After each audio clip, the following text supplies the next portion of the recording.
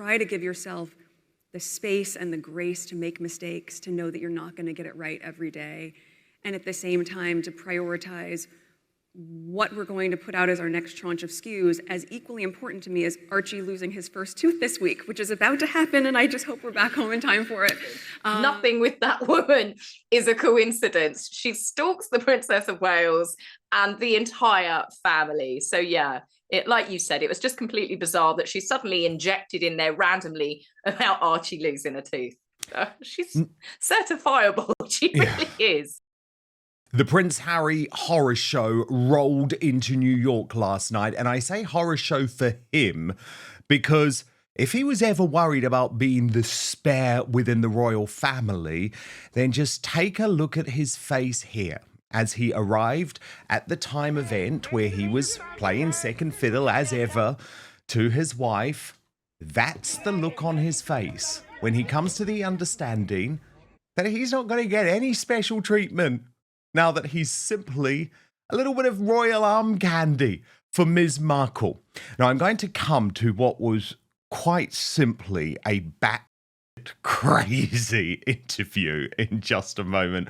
Full of lies, full of distortions, full of a complete ignorance about the fact that this is a woman who has a catalogue of bullying complaints about her, and we'll get analysis from royal YouTube sensation, according to Taz. But before we get there, it is just worth taking a look at some of the oddities of this New York appearance. So firstly, the outfit. The outfit, which was both a ripoff of Princess Diana and Catherine, the Princess of Wales, although some wags online argued that at least those two knew how to use an iron. Royal Wales said she did it better and her suit was ironed correctly. Then, the security madness. Despite proving that it was absolutely unnecessary to have this four-car motorcade just a couple of weeks ago at the theatre, pictures obtained by Page 6 showed Harry, Meghan, and their bodyguards had 2 SUVs and 2 unmarked police vehicles. Of course, this was all perfectly timed as well in order to steal the attention from Prince Louis. Do you remember those beautiful pictures that were released yesterday by Catherine, the Princess of Wales, and Prince William, showing the young lad turning 7 with his teeth out of his mouth? And it was lovely to see that, wasn't it? Oh, well, guess what? Meghan just totally coincidentally decided that within this interview she would reveal that Prince Archie, the royal who we never get to lay eyes on, has apparently also, or is just about to lose his teeth. So that's the setup, but let's get to the interview itself. And I have to say, the chief executive of Time magazine did an absolutely shocking job of proving that she was anything other than a fangirl. Because the introduction to this interview set the tone of self-congratulations while ignoring the reality. Meghan, Hi. we're so excited to have you here today. Thank you. I'm thrilled to be here. First want to just say congratulations to you on everything that you've done and everything that you're doing. Thank you. I appreciate that. It's been a very full, it's been a full few months Full for year. sure. Yeah. So Okay, so in some ways this interview was actually going to be very interesting because you could tell right from the start it was Meghan who was driving the narrative, and she was going to paint a picture of her completely wacky world that didn't at all line up with the reality of what we know is going on. So just remember Harry's face. Just remember, actually, let's look at it once more. Harry's face arriving at that event when he has the realization of the fact that he is now a spare to a D-list actress. He is probably more unhappy than he has ever been in his life. But not if you listen to the top line of Meghan's confession. Watch.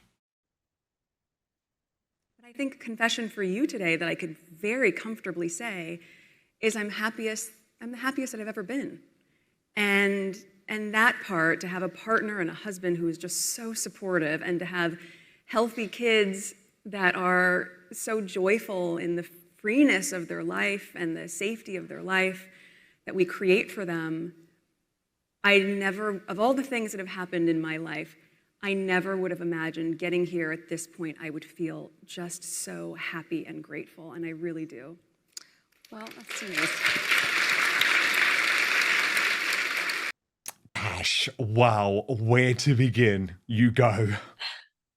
Honestly, there's so much just watching those few clips running around my brain at the moment. Of course she's happy. Of course she's absolutely at peak happiness, Dan. This is a woman that was being written out of Suits, that was running out of time in being able to get other acting roles. She had rental cars, she had a rental apartment. You know, time was not on her side anymore. She got with Harry. And fast forward, now she's on the Time 100 list. She's got a kids book out. She's had a couple of podcasts. I mean, she's now selling jam because it's her jam. I mean, everything that she's got, the 16-bathroom mansion, is all because she, at the right timing, with the right connections at Soho House, married, well, basically found Harry and got him to marry her. So yeah, I mean, what woman wouldn't be elevated if that's your goal in life, to be a social climber or a gold digger?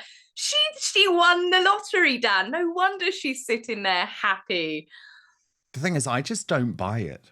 I think she is also actually deeply unhappy at the moment because it hasn't worked out the way that she hoped, which was going to be all of this glamour, all of this money, all of this power without having to do any work. And actually, the Royal News Network posted after seeing that part of the interview saying Meghan's confession to the Time 100 summit is that she's the happiest I've ever been.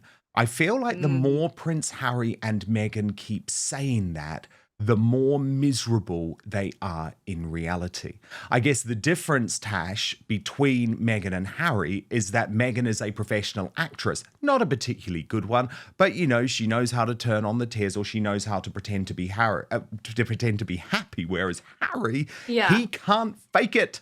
He can't fake his misery, his absolute horror. And I will say Meghan is a pretty good liar. Because like all of her interviews, and you know I just use that L word now, lies, lies, lies everywhere. Yeah. And I want to point out one of the main ones, Tash, and I'll get your reaction off the back. But this is when she claimed that she doesn't go online. You know, so all of this reaction to every little thing that she sees online on her Instagram page or in her favorite magazines, where does that come from? Well, apparently not from Meghan, because she doesn't look at it all. And folk like you and I, Tash, and people watching this, you know, what saddos, we're all just caught in the swirl. Watch. Yeah. Just go online. So I don't do that. I've made a very, very conscious effort to create boundaries for myself and for my mental health, for my well-being, and certainly to role model that as well for my children. I'm conscious of not just raising a very strong and confident young woman, but also having a son. I think it's just as paramount of importance for young men to be raised with a confidence and sense of self that is going to empower the women around them too. So I try to model that behavior, but again, like, it starts with whatever's going on internally. And when I am able to not even just tune out whatever that noise is, to really not give it any credence, that has become so much a part of my day-to-day life. And things will get brought to my attention on a need-to-know basis. Outside of that, I'm kind of late on the boat for a lot of things going on, and I'm okay with that. That's part of what I find to bring me peace. It also helps me have very, very strategic focus on the intention of the products, the creative or the producerial work that we're doing that I want to bring to the table. So it does give me a lot of space to focus because I'm not in the same swirl that a lot of us find ourselves in. Oh, a lot of us. I mean, firstly, Tash, before we get to that, I'm just going to say it. Poor Archie. Archie so desperately needs to be in the UK with his cousins, because don't you just get the sense that Meghan is not going to be happy unless this prince ends up a non-binary with a tongue piercing and purple hair? I mean, yeah, I mean, I've got no idea how obviously Archie and Lily are going to turn out. The fact that they don't seem to have any sort of normal childhood away from, I don't know, they're completely away from all of their family, all of their cousins. You don't see them anywhere doing anything with their parents at all. And obviously, Meghan always talks about being a mother is her priority as she goes to the theatre in New York, as Harry's off somewhere else. I mean, Oh yeah, what she happened couldn't to that even say, rule? What happened to that rule, by the way, Tash, that Yeah, they were one always always going to stays. leave one of them because they were Yeah. such hands-on parents? Oh, that rule has gone out the window. That was just another lie. But I course, found that Dan. interview really interesting, though, because she is so clearly saying that her priority is Lily over Archie because she is a girl and not a boy. You got and that the too. raising of Yeah. Archie is all about just ensuring that he's okay for women. It's a very, very odd It was an way to afterthought, raise a wasn't it? young boy. And it's why we have so much problem today with masculinity. Of course, he's going to be brought up that everything's going to be toxic masculinity. He needs to be completely pussy whipped like his father Yeah, is. I mean, he's going to completely grow up cut in like that his father. environment. Yeah, it's just everything to do with Meghan when she talks about the children. Nothing seems real. It doesn't seem like, I don't know, maybe it's a California thing. Maybe it's the sort of people that she's bringing them up with. Maybe it's all this word salad waffle that, you know, they all talk to each other. I mean, even when she talks to her friends, they all seem to be saying the same conversations. It's the same words. And it's going to be a very strange environment for the children in comparison if you compare them to what, say, the Prince and Princess of Wales children have grown up in. And I would say that they're Just growing up in a far more just stable normal. world. Healthy, Just happy be children. normal. Totally. Like you said, I mean, Prince Louis looks so happy with his little toothless grin and the video clip they shared. That's just a normal, healthy child that loves the outdoors, spending time with his family and his cousins. And you see all the other cousins as well interacting.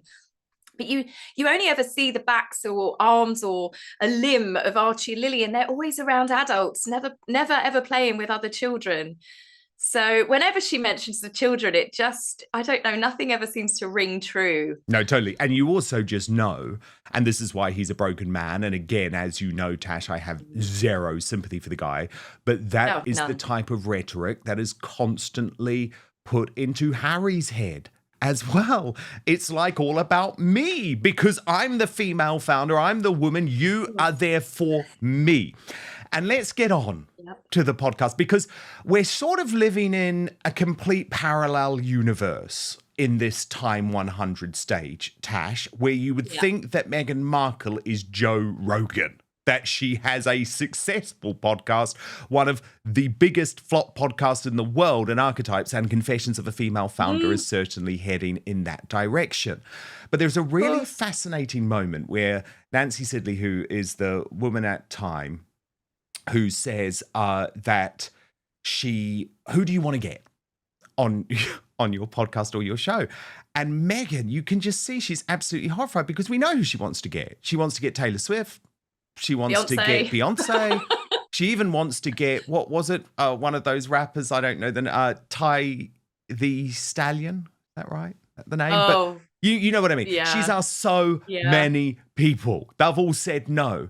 And so very quickly you see her buying time and desperately grasping for a name that she can use. It's a very, very instructive moment. Not had on your show or your podcast, who would you want to get and mention today? Is this the hook? Is this the bait that we're putting out?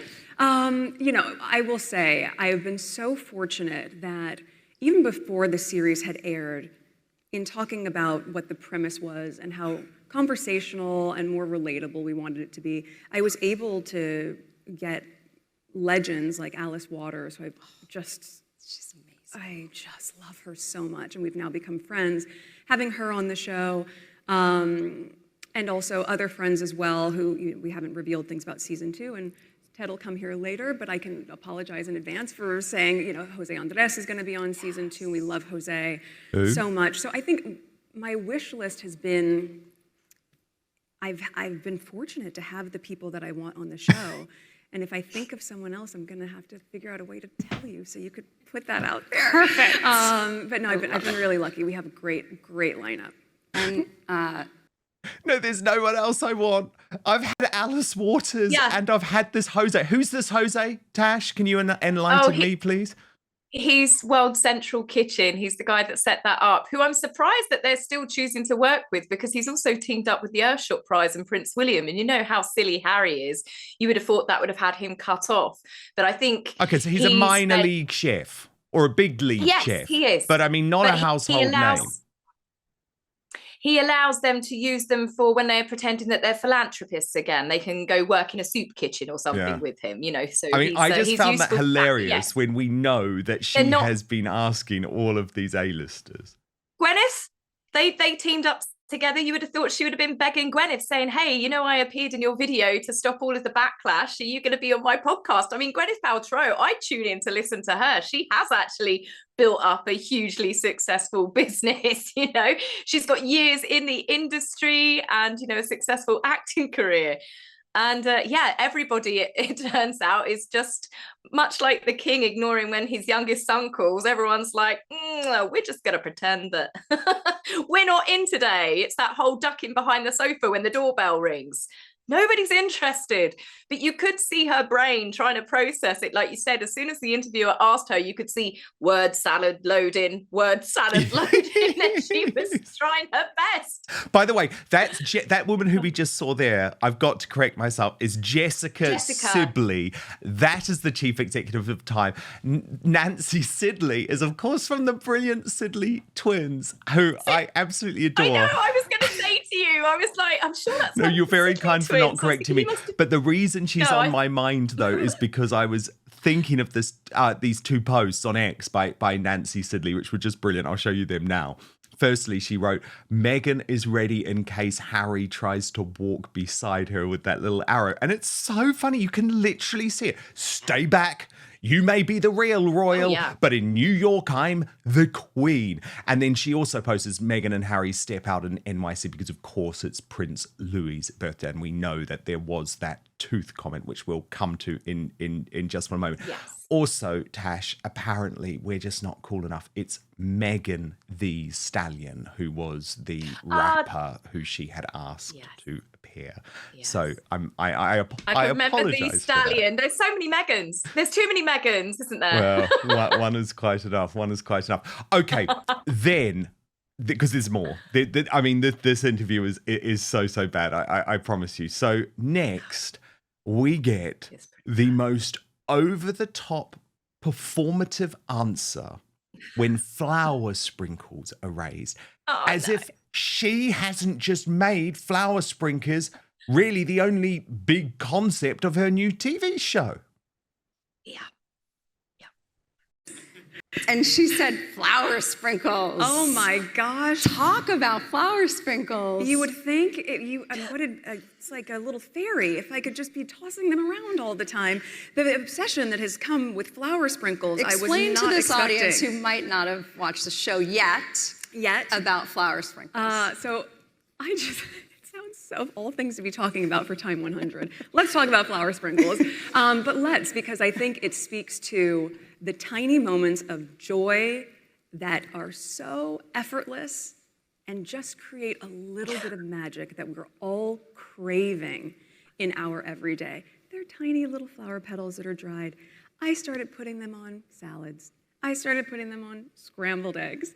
It didn't actually matter. On a yogurt parfait, the level of charm that you find people have when they see these tiny little dried petals is something I can't fully wrap my head around, but I appreciate that there is a love for the detail and the small level of delight that can be added. So take flour sprinkles really as an analogy and think about what you could do in your everyday life that can just have a little splash of magic on unexpected moments.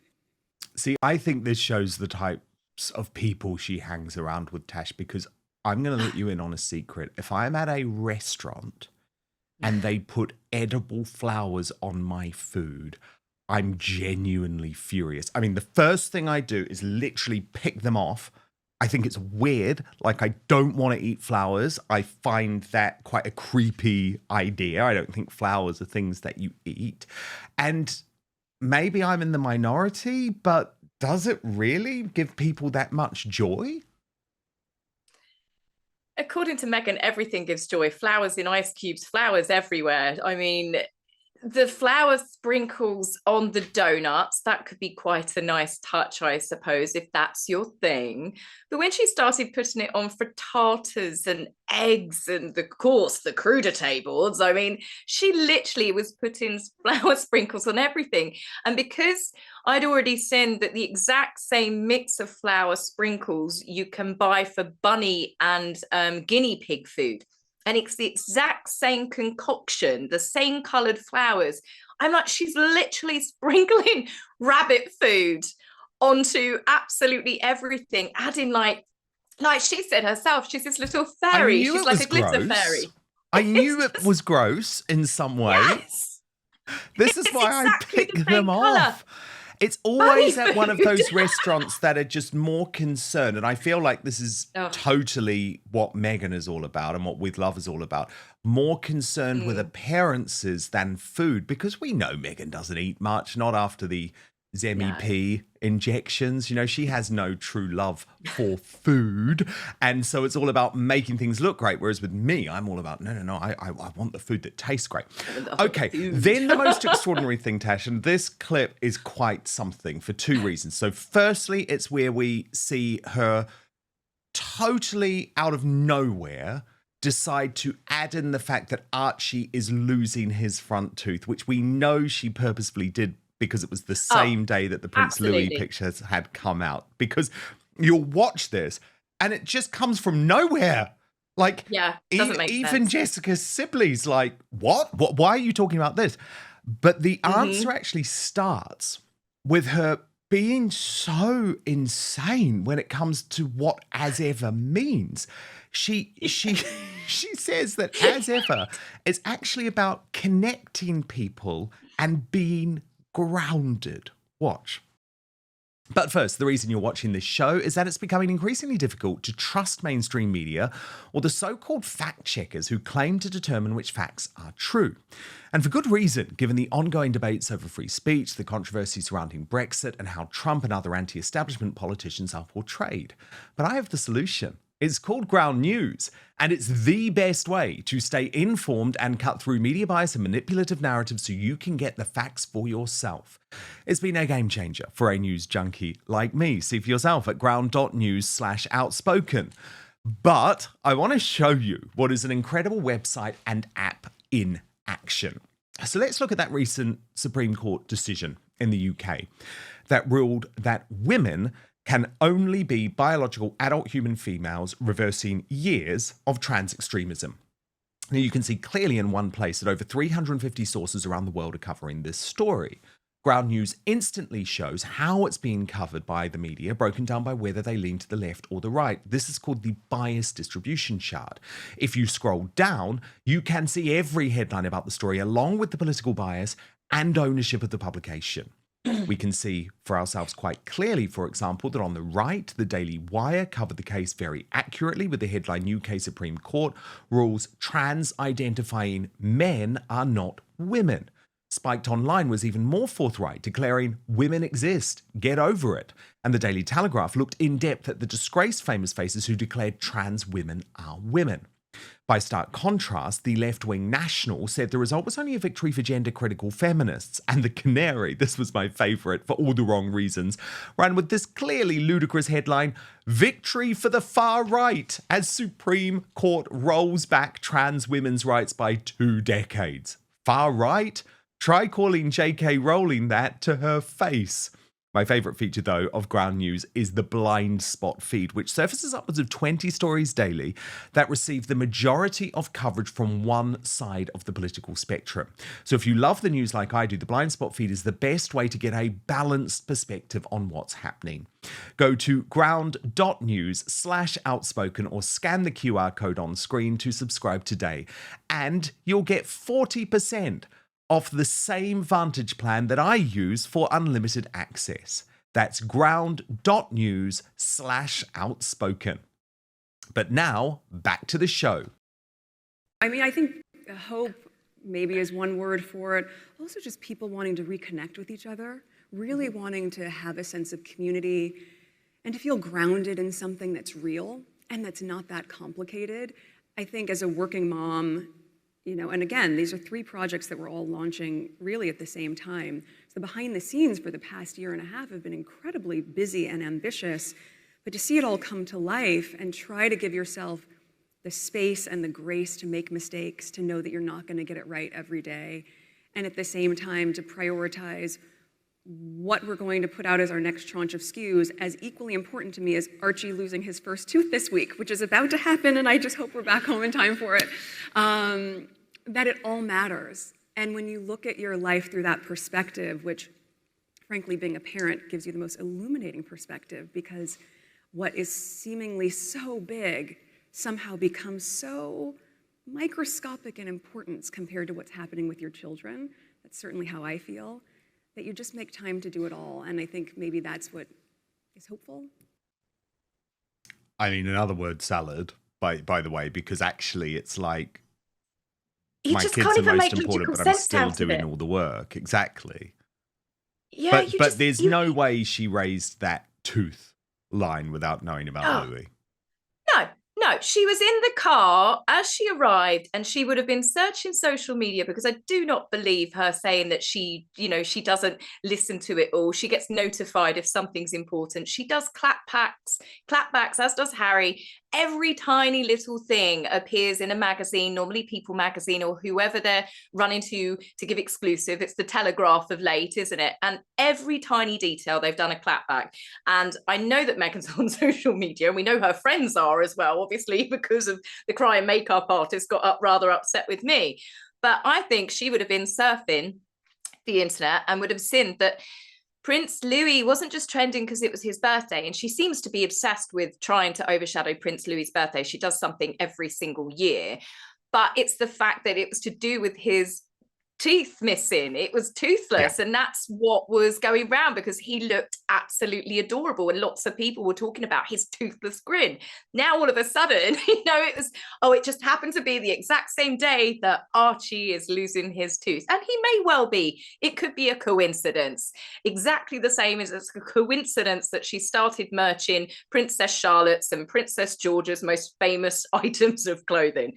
Nothing with that woman is a coincidence. She stalks the Princess of Wales and the entire family. So yeah, like you said, it was just completely bizarre that she suddenly injected in there randomly about Archie losing a tooth. She's certifiable. She really is. She is. Now, let's get to the moment that I think is the most certifiable, actually. And this is where I will criticize Jessica Sibley, the chief executive of Time magazine, because she allows Meghan to pump out this propaganda about the fact that she is all about caring for the crew on her show and all about her love language. I mean, anyone, by the way, who speaks about the fact that they use a love language clearly doesn't use a love language, right? Because it's just so insincere. But for Jessica Sibley, as someone working for a news organization, to allow that narrative to take hold and not to say for even one moment, but hang on a moment, what about all of the multiple accusations of bullying against you on both sides of the Atlantic? Don't you want to address them now? Because your love language, Meghan, seems to have got lost in translation by Brits and Americans who have worked for you. Watch this. Everything that you do comes with caring for the people that are on your show and around you. You're CEO. There's a lot of glam, but we know there's a lot of grit and grind. How do you care for yourself? Oh, thank you for asking that. Well, look, I think part of, for me, part of what's really, really important is that love language of taking care of people also really feeds me. And I think that is in many ways part of my self-care, which can feel confusing for a lot of people. You go, well, how do you show up for all these people and not feel depleted? But a lot of times, if you're doing it in a way where you are giving in a way that is thoughtful and intentional and so authentic, it actually energizes you as opposed to depleting you. So as an example, when you mentioned the crew as a character, when I said, how are we going to do a cooking show or a crafting show that doesn't feel like a typical stand and stir, which we all remember from back in the days. We stand, look at Cameron, you're stirring something. I didn't necessarily want to do that, and I didn't want a reality show. And so the only way to feel as though you were still in conversation with me, I felt, was I had to be talking to the people in the room with me. And that was the... Oh, wasn't she so generous? You know, giving some of that awful crew a couple of chicken wings. And actually, by the way, it's that awful crew who she claims to be so in love with that is the reason why she didn't film at her real home. Watch. A crew of 80 people, which also, when people said, why didn't you do it in your house? It's like, well, my kids are coming home for their nap, and 80 people in the kitchen isn't really the childhood memory I would love for them to have. So we were really fortunate to find something close by. But I think, look, all of that is part of how I take care of myself, and tapping into what really ignites my joy is part of that, and being creative has really, really been anchored in that for this moment. So Tash, that crew, that 80-strong crew. Yeah, 80 of them, Dan. Yeah. That she has such a love language with. I'm sure none of them, Tash, have to sign NDAs before working with Ms. Markle, because I'd love to hear them talk about her love language. We'll probably hear about it, Dan. I reckon once she's wrapped up and she's finished with Netflix, that's when you'll start getting the leaks, the same as we did with Spotify and Gimlet Studios, who helped Spotify, all of those people that were actually helping Meghan, trying to make Archetypes a success. And she was just as horrible to them. I think it was actually Spotify staff that ended up in therapy rather than her own staff. So, of course, she's nice to people when it suits her. But as we know, when it doesn't suit her, she's particularly horrid. There's far too many examples of her treating people appallingly for years, even before she got with Harry, from videographers to underlings on the set of Suits. So even now, there was a florist in Montecito that said that she screamed at her for like 20 minutes down the phone. Meghan is still trying to sell this whole... She's all about love and joy and kindness, but all you've got to do is look at all of the people closest to her, and she's treated terribly, like really cold. And I don't think that's going to stop anytime soon. So making someone a bacon and egg sandwich and sticking some flour sprinkles on it does not suddenly make her a pleasant person. And there were lots of stills taken from that Netflix show that got released on social media where you could see she was getting a lot of side eyes from people. So I'd imagine that she is still, like everyone that's worked with her, a pain in the royal behind. Very well put, Tash. Ding, ding, ding. Do you want another lie? Do you want another lie?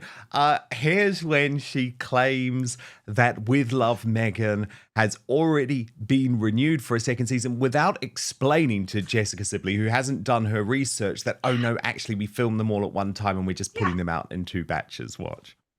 I know. The series has already been renewed.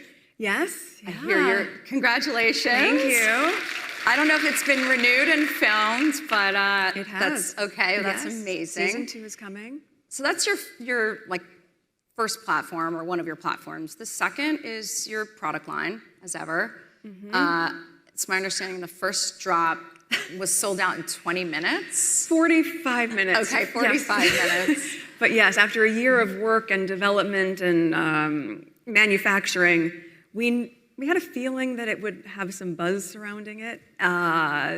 45 minutes was not something I could have anticipated. I'm super grateful for the support. That's Yes. such a surprise.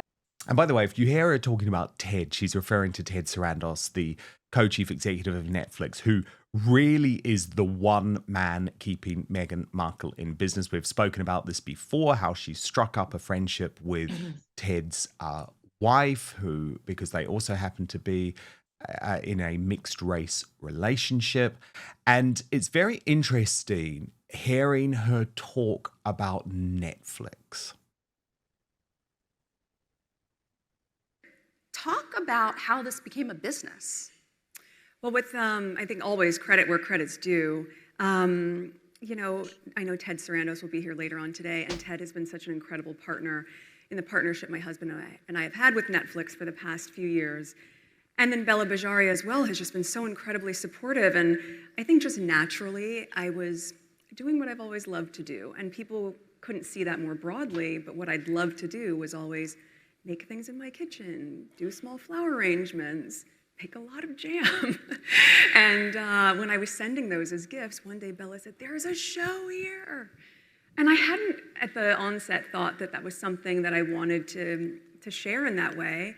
And creatively, we worked as partners to really find a way for it to land and for me to be able to share it and just have fun, which is really, I think, the goal in this chapter, for me, certainly. And then you just watch the extensions of that, where Netflix coming on as my business partner for the brand, as ever, is really an extension of the evolution of our partnership together, and they complement each other. Oh yeah, Meghan, as long as you're having fun. I mean, don't worry about your dad.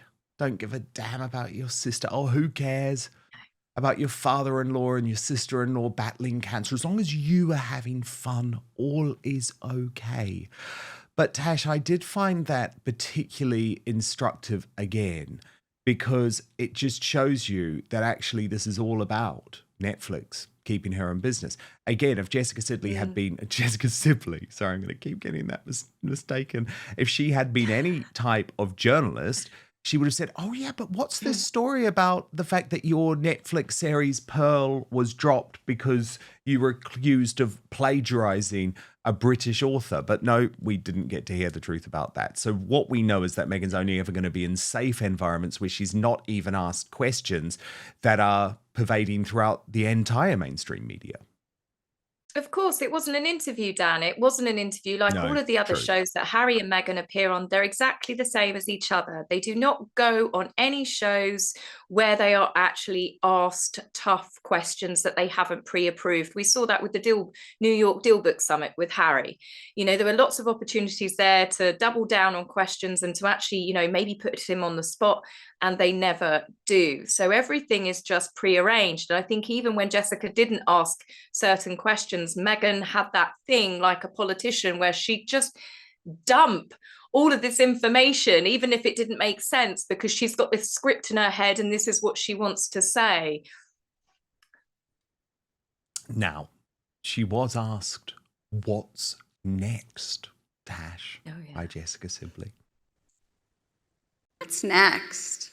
What's your fourth platform? What are you excited about the rest of this year and into 2026? Thank you for asking. I think obviously focusing on our family and our children is the most important and first platform. It all stems from there.